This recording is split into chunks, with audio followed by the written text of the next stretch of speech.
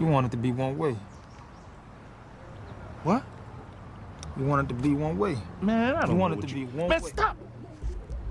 Stop saying that. But it's the other way.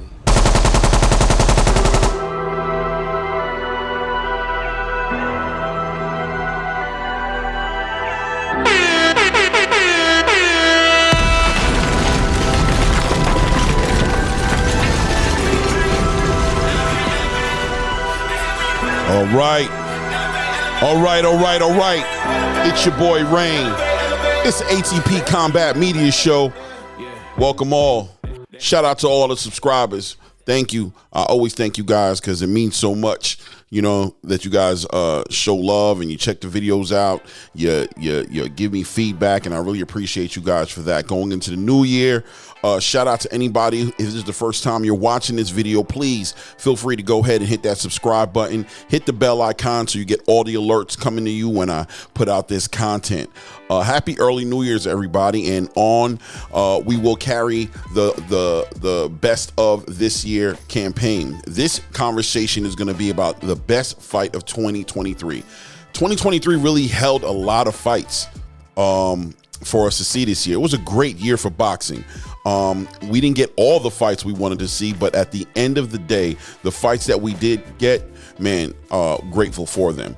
I've got a list of a couple of fights here that I feel like fall into that category for fight of the year. I'm going to narrow it down to my fight of the year, but I also want to mention these other fights because you guys can check them out yourself, and, you know, maybe you guys see some other fights that are better fights for the year. So I think the first one at the top of the list has got to be the Terrence Crawford, Errol Spence fight. July 29th, 2023. These two gentlemen finally came together after a long-awaited, built-up fight where negotiations were issues. At some points in the negotiation, it almost felt like we weren't going to get the fight, but when we finally got word that the big fish was going to come at Bud, or Bud was going to come at the big fish, and it was going to happen on a certain date, we all were excited. It was a lot of tension building up going into that fight about who we thought were going to win. I mean, honestly, the fan bases really started going at it. You had the Bud fans that were just completely enamored with the idea of Bud finally getting an opportunity to show what they know and what they've been known in the world. A lot of the world wasn't aware of, because he didn't have the opportunity to really showcase in front of the right opponents. You know, boxing is a single sport. You know, it's one man versus one man. But at the end of the day, sometimes the fight is only as good as your dance partner. You can come with all the talent you want to bring to the table, but at the end of the day, if the guy across the ring isn't going to bring his best effort in there, if he's not going to be the highest level of talent, then what you're doing is just going to get shadowed by all types of excuses and variables that people are going to say, yeah, but this was happening. Yeah, but this was happening. This was an opportunity for Terrence Crawford to showcase. And Errol Spence had an opportunity to achieve a dream that he was trying to become, which is undisputed. He'd gathered 3 of the belts already in the division, and the only belt that was outside of his grasp was that WBO title that was around Terrence Crawford's waist. So we had an opportunity to see that fight. And let me tell you, the fight didn't sell us short. What a great fight it was. A one-sided fight affair that it did turn into, as Terrence Crawford just showed that there are levels to this game. He really just made a statement in that fight. And also, more importantly, he went into the history books by becoming the first 2-weight class undisputed champion in the 4-belt era.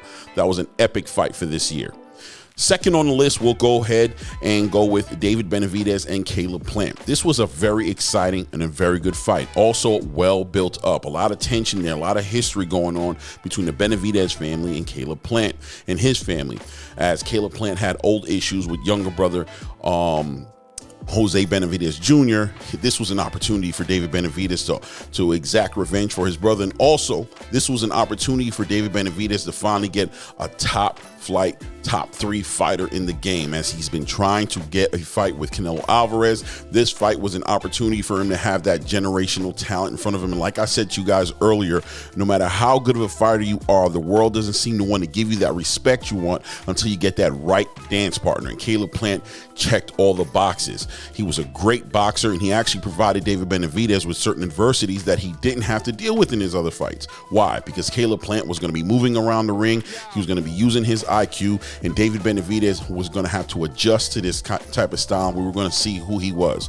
Well, once again, didn't sell us short.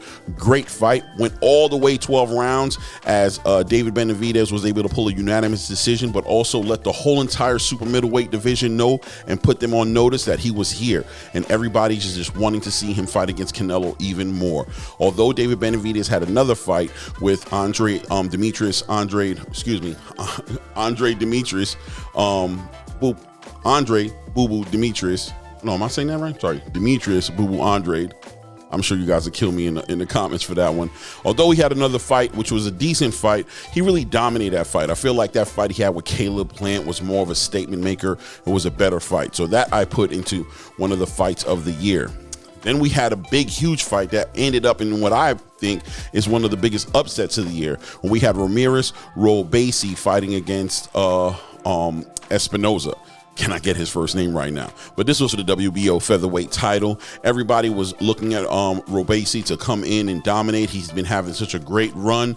But, you know, Espinosa showed us the heart of the underdog. Really got knocked down early in the second or third round of that fight and was able to bring it back around, competing, high output punches, showing all that Mexican heart that he had, end up knocking Espinosa down in the late rounds and end up pulling away with a decision to become the new WBO featherweight champion. Huge upset, great fight, action-packed from beginning to the end. I mean, it was just an emotional roller coaster watching that fight as Robacy was slowly losing his leverage. He buckled Espinosa a few times during the match, but Espinosa just held it together, stayed in there, kept throwing him the hands, and ultimately did get a knockdown for Robacy and was able to convince those judges that he should walk away WBO featherweight champion. And, you know, maybe they'll have a rematch, but that was a great fight this year. Actually, quite recently, December 9th is when that fight happened. The next fight that I'm going to put on the list is Devin Haney versus Regis Prograis. Now, although this was a one-sided fight, this was a significant fight because Devin Haney, coming from the lightweight division as an undisputed champion, you know, he's always been tagged with this.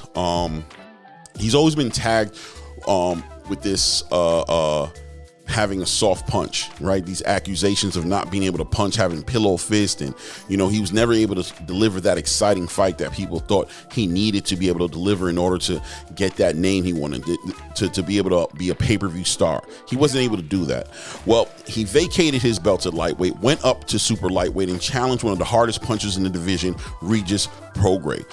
Going into this fight, everybody was wondering what it was going to look like, being that Devin Haney was saying that he was depleted at 135. We finally got a replenished, completely hydrated 140-pound Devin Haney, who actually weighed in that morning at 165 going into that fight. So he gained like 25 pounds going into this fight. And we wanted to see what he was going to be able to deliver. And he, once again, did not sell us short, delivered a great fight, dominated Regis Prograis, just like Terrence Crawford did with Errol Spence, showed that there was levels to this game.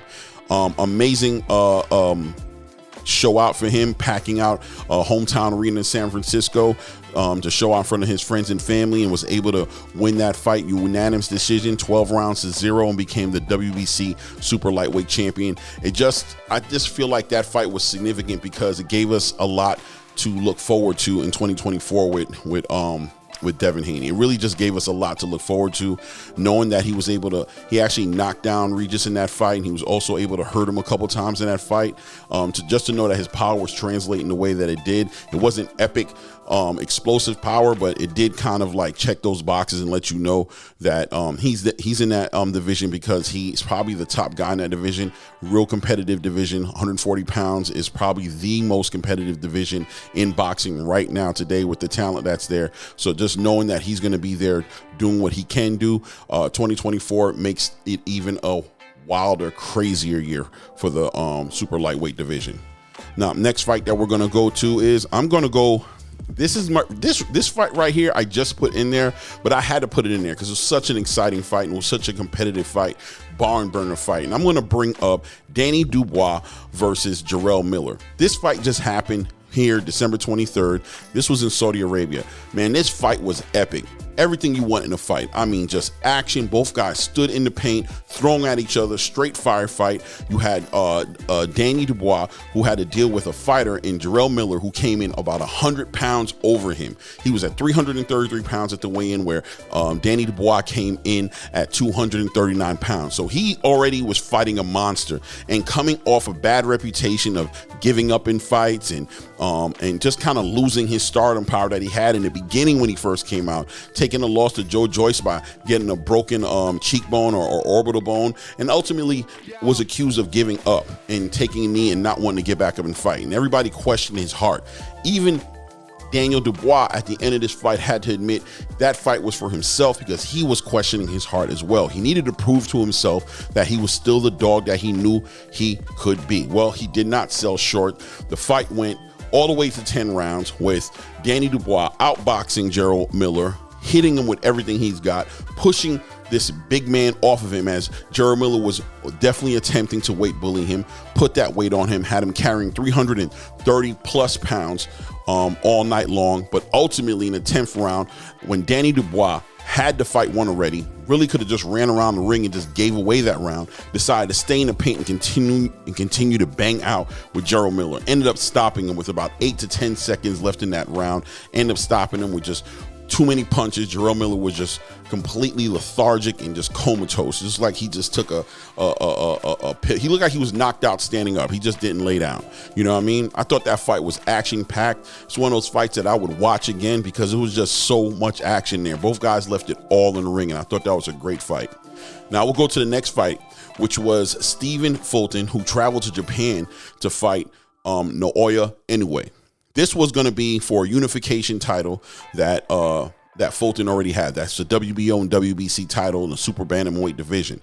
Now, this fight had its own build up to it, because although Inoue was a huge star in Japan, over here on the stateside, there were always questions about his ability to compete over here. Now, as you know, you have boxing in Europe, boxing in America, boxing in Asia. Boxing in America kind of gets that NBA status of boxing, just considered superior over most other countries in their boxing, and you're really just not considered. You're not validated and considered that guy until you're able to come over here and perform over here stateside the same way you perform where you're from. So this was a huge fight for Inoue. He came, although it was in Japan, Stephen Fulton went over there, and Stephen Fulton was definitely the top level bantamweight in that division. Everybody was looking for Stephen Fulton to become undisputed in that division. I mean, he really just checked all the boxes. Coming out of Philly, he really had that energy, real good high IQ, really knew how to place his punches, really was good on his counter punching. Defense was top notch. I mean, he checked all the boxes, and Inoue had to prove who he was. Well, what a fight that was. Inoue completely stunting Fulton's whole entire strategy, just the way he was moving, the way he was able to capitalize off of Stephen Fulton. And I think Stephen Fulton honestly felt that power earlier in that fight and really made a decision, a conscious decision, that he wasn't going to trade with this man, that he was more concerned about being defensive. He really changed that whole man's strategy. And to see Inoue maneuvering in the ring and ultimately take it to an 8th round TKO stoppage, well, I feel like it was a KO, but it was a TKO because he did try to get up. But I mean, he knocked him clean out of this world, laid him down in the 8th round. Stephen Fulton not able to answer that 10 count in a way that made the referee convinced that he can continue to fight. They had to go ahead and stop the fight there. Inoue Inoue took his first step in becoming an undisputed champion in that weight class in that fight, which was going to put him in the same conversation as Terrence Crawford if he was able to go ahead and beat Paul Butler later on, which he did. Not Paul Butler, Marlon Topoles, which he did do quite recently and became also a 2-weight class undisputed champion in the 4-belt era, and him and Terrence Crawford sit in a category of their own. That fight really just catapulted him and gave him that momentum he needed to go forward and make boxing greatness. And now has Inoue in the pound for pound conversation. Literally, people are arguing about who should get the #1 spot on the pound for pound list, Terrence Bud Crawford or Monster Inoue. So I thought that was a significant fight, a very exciting fight. One of those fights you could watch again. It was a great fight. Now, the next one we're going to go through is Gervonta Tank Davis and Ryan Garcia. Now, this was also a great fight. I mean, this fight was epic. Sold like 1.2 million pay-per-views. The build up to this fight, the press conferences going into this fight, the storyline behind this fight. I mean, just everything you want in a fight. It was like a movie, in all honesty. Gervonta Tank Davis being the face of boxing, Ryan Garcia being the face of everything else, right? YouTube, all social media platforms. Everybody loves this kid. You go and check out his following. I think he has like 10 million followers. It's ridiculous. He's a superstar, right? And Gervonta Tank Davis was finally going to get an opportunity to, in my opinion, cross over his fan base, where I believe Gervonta Tank Davis's fan base is more about boxers. And, you know, there's a lot of casual fans there as well who are into the knockouts and everything like that. But more people who are into boxing, I think, were into Gervonta. And then you had the casual fan base that was really behind Ryan Garcia. So it was a huge fight. I remember watching this fight, wondering, and everybody I think should have been probably wondering about that left hook that Ryan Garcia was bringing to the fight. If he connected that left hook, was Gervonta Tank Davis going to be able to take it and give it back? We already knew who Gervonta Tank Davis was, but I think the secret sauce was that left hook. Well, Ryan Garcia came in that match, and Gervonta Tank Davis, just like a lot of great fighters, showed that there was levels to this game, that you're not just going to come up in here and beat me with some one-trick pony energy. Gervonta took care of him, knocked him down early in the match, and then ended up finishing him, I believe, in the 10th, was it the 10th round? No, it was the 7th round, actually. Ended up knocking him down with a body shot that just debilitated him.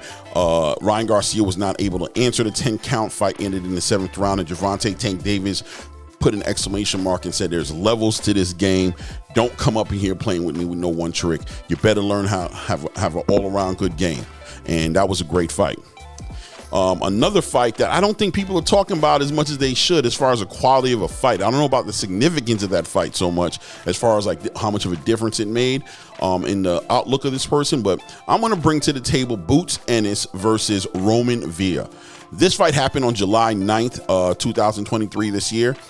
Great fight because Boots Ennis is coming off of a fight with a Russian who's a ballerina dancer, dancing all around the ring. Really made Boots Ennis look boring because Boots just was chasing this guy down, and this guy just wouldn't stand there and fight.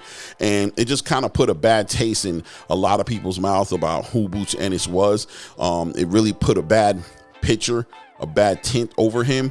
Real boxing fans knew who Boots was, but that fight right there was just an opportunity for Boots to make a statement, and the fighter he was fighting didn't give him that opportunity. Fast forward to Roman Villa on July 9th, 2023. He stood in the paint, like I said earlier in the video, and I'll say it over and over again because it's just the truth. I don't care how great of a boxer you are. You're only going to look as good as that guy standing across the ring from you. You need that right dancing partner, and Roman Villa was that dancing partner, standing in the paint, attempting to overwhelm and basically be stronger than Boots Ennis. And Boots just showed so much in that fight. He showed movement, footwork, power, counter-punching abilities. He was just in the matrix in that fight, and was the first fighter to be able to stop Roman Villa, knocking him out in the 10th round. It was amazing. I mean, catch that fight if you haven't caught it. It was just letting it be known who runs it in the welterweight division. It just made you more eager to see him fight a potential fight with a Terrence Crawford or Errol Spence, whoever the top gun is in 147. I just believe that fight made us all, made anybody who wasn't a believer in who Boots Ennis was. And God bless Roman Villa, because without him, Boots wouldn't have been able to deliver that performance that he gave. It takes that other fighter across the ring to engage and take some chances and take risk as well to make a fight look as good as that one did. Then we'll get into Devin Haney again, who makes the list again with fighting Lomachenko. That was a great fight. You know, at the end of that fight, it ended in controversy a little bit. A lot of people felt like Lomachenko walked away with the win of that fight. Some people thought Devin did, but the people who count, which is the judges, went for Devin Haney. And it was Devin Haney's defense of his undisputed title. It was his own, it was his second defense, including the George Kambosos defense that he did in Australia. So him being able to defend against Lomachenko, it was a chess match. That fight was very competitive. There were points in time when Devin Haney's body attack was having its effect. You could see the redness building up on Lomachenko's body, and there were points in time where Lomachenko's ability to counterpunch and move out the way and get inside of Devin Haney's jab and able to land lefts that a lot of fighters would never be able to land. I think Devin Haney went in that fight thinking he was going to bully him a little little bit, and he wanted to be the stronger guy, being that he never had an opportunity to do that. He's always weight drained, but Lomachenko was able to weather that storm and shine as well. That fight probably came down to that last round where Devin Haney was able to walk away with a win in that round, and it looks like Lomachenko kind of took off that round. It ended up being, I think scorecard was like 115 to 113 on 2 of the cards, and then like 116, 112 on the third card. It was just it was a unanimous decision for Devin Haney, and I think, you know, he needed that win a little bit, even though people questioned if he won it or not. But Lomachenko's such a high level competitor, being able to beat him that way in Madison Square Garden just made a statement about how high level Devin Haney is and what it's going to take to beat somebody like him. And when you think about it, although Lomachenko is arguably won that match, how many Lomachenkos are there in the game? It's going to take that kind of fighter, that high level of offensive strategy and ability and IQ to challenge Devin Haney. And that's what it said, that when Devin Haney was able to compete on that high level and beat him. So I named a couple of fights. You guys can check them all out. Who gets Fighter of the Year? Well, ladies and gentlemen, I got to give it to, I got to give the best fight of the year to Terrence Crawford and Errol Spence. I think it just meant the most. I think there was a lot of tension built up in there. I think Terrence becoming an undisputed champion again and becoming a 2-weight class undisputed champion in the full belt era is something that we can't deny. It has to be the fight of the year. You know, Errol, there was a lot that was expected of Errol. And he wasn't able to deliver in that fight. There are reasons why people are trying to say, as far as him being weight drained, as far as him having issues from an accident he had years before. But at the end of the day, there's no excuses in boxing. You either show up or you don't show up, and it's on you to come in your best, in your Sunday's best. And Terrence Crawford definitely showed up that way. It was a one-sided ass whooping on a fight where people thought it was going to be 50-50. I've got to give it to Terrence Crawford and Errol Spence on July 29th of this year. I believe they had the fight of the year. But you guys go in the comments. Let me know who you think it is. I listed some people. Shoot, maybe you guys have some other fights that I didn't bring up. Bring up who you think was the fight of the year. Like I said, the ATP Combat Media Show puts Terrence Crawford versus Errol Spence as fight of the year. All right. Don't forget to subscribe, comment, go ahead and like. If you like, comment, subscribe. Oh yeah, and hit that bell icon. Hit that bell icon so you can get all those alerts when we're dropping this content. But on that note, until the next episode, it's your boy Claymore Rain. This is ATP Combat Media, and we out.